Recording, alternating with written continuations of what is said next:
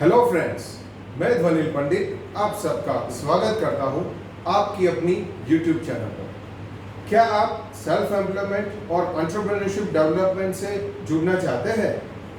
अगर हाँ, तो क्या आप जानते हैं व्हाट इज एमएसएमई? एमएसएमई का मतलब क्या है? फ्रेंड्स, एमएसएमई डेवलपिंग कंट्रीज के लिए और उसके इंडस्ट्रियल ग्रोथ के लिए बहुत ही ज़रूरी है। It is like a backbone of industrial and economical growth for any country. तो देश की इकोनॉमिक ग्रोथ का हिस्सा बनने के लिए आइए डिस्कस करते हैं एमएसएमई के बारे में। MSME means micro, small and medium enterprise, यानी सूक्ष्म, लघु एवं मध्यम उद्यम। देश की इकोनॉमिक ग्रोथ में एमएसएमई का यानी micro, small and medium enterprise का काफी महत्व है। विश्व में जितने भी डेवलप्ड कंट्रीज हैं उसमें एमएसएमई का कंट्रीब्यूशन है 80%। सोचिए friends, 80% contribution in industrial growth, quite amazing, right? और इंडिया जैसी डेवलपिंग कंट्रीज में माइक्रो और स्मॉल यूनिट्स का भी काफ़ी ज़रूरत और महत्व है।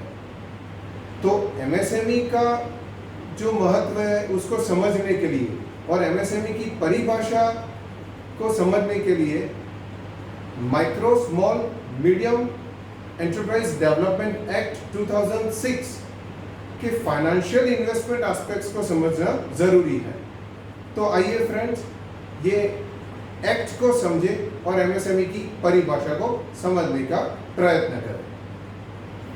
माइक्रो एंटरप्राइज मींस अगर प्लांट और मशीनरीज में यानी कि मैन्युफैक्चरिंग यूनिट में टोटल इन्वेस्टमेंट 25 लाख से कम होता है और in the case of service unit equipments में टोटल इन्वेस्टमेंट 10 लाख से कम होता है, तो वो माइक्रो एंटरप्राइज की कैटेगरी में आता है।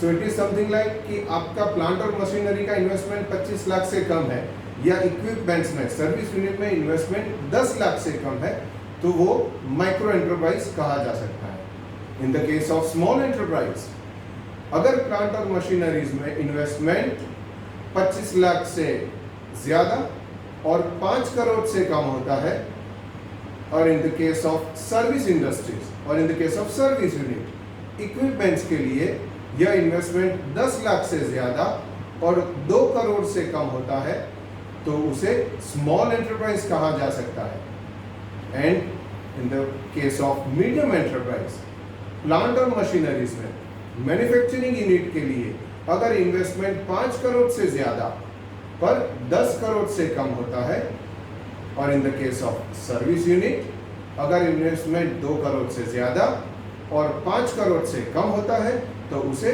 मीडियम एंटरप्राइज कहा जा सकता है।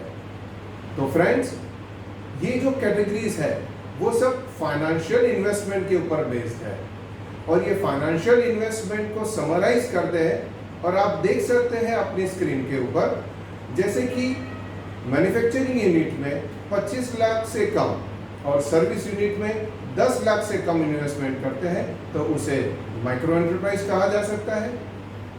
ऐसे ही स्मॉल एंटरप्राइज में अगर 5 करोड़ से कम इन्वेस्टमेंट प्लांट और मशीनरीज के लिए और इक्विपमेंट्स के लिए टोटल इन्वेस्टमेंट 2 करोड़ से कम है, तो उसे हम स्मॉल एंटरप्राइज कह सकते हैं।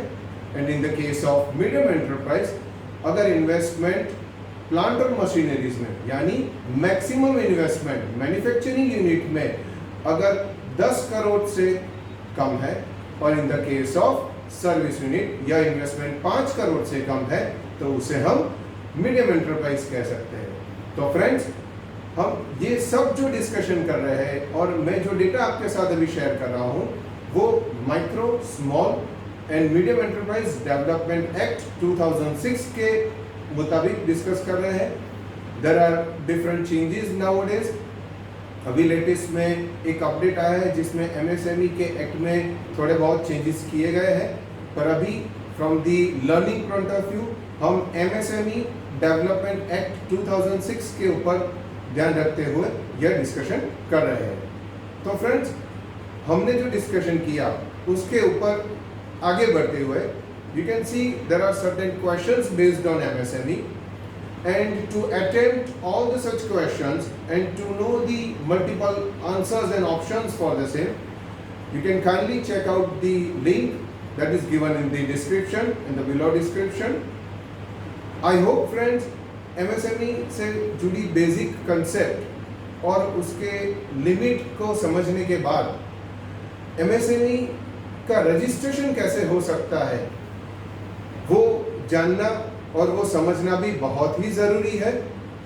तो फ्रेंड्स, अगले वीडियो में मैं आपके साथ डिस्कस करूंगा कि MSME का रजिस्ट्रेशन कैसे हो सकता है, MSME रजिस्ट्रेशन पोर्टल पे हम कैसे रजिस्टर्ड कर सकते हैं अपने आप को, और देश की इकोनॉमिक एक्टिविटी में, देश के इंडस्ट्रियल ग्रोथ का हिस्सा बनने के लिए MSME का महत्व क्या है वो हम समझ सकते हैं। तब तक के लिए friends, thank you very much and have a great day.